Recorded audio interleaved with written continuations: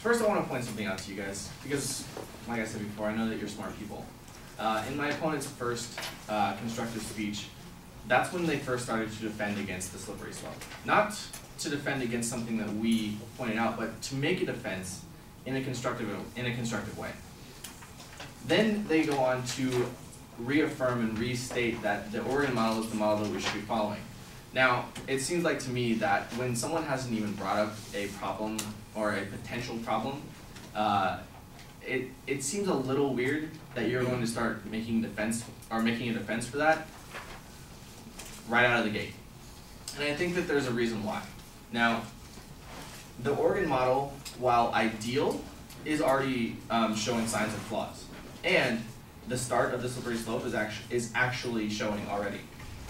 In the Oregon model, they say that there are safeguards that are supposed to be followed.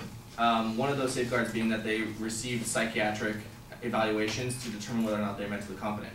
However, in 2003 and 2004, only 5% of those dying from assisted suicides had any type of mental health consultation.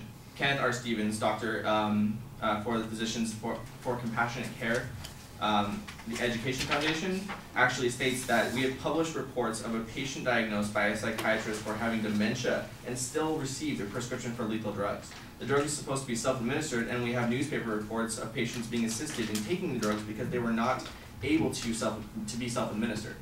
So even in this idealistic Oregon model that our opponents are saying is the best thing, is what we should be spreading across the nation, there are already instances in which it's not being followed. And in a widespread area, when you have something that's so isolated already showing flaws, over the course of the entire country, that slippery slope is going to start. It's not an illusion, it's not a myth, it's not an idea that may or may not happen. It's starting right now. The Oregon law also requires that a patient be likely to die within 6 months. However, Wesley Smith, an anti-euthanasia activist, published in the San Francisco Chronicle that in an Oregonian newspaper, a woman with Alzheimer's disease and cancer received an assisted suicide even after a psychiatrist reported she didn't know what she was asking for, and her daughter was the driving force behind the request. There's also an instance where a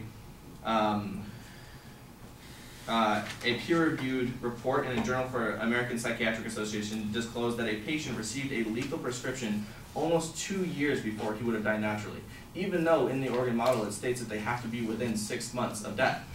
So you see, our opponents started defending against this slippery slope because they knew that even in their idealistic Oregon model, the slippery slope has already started to slide.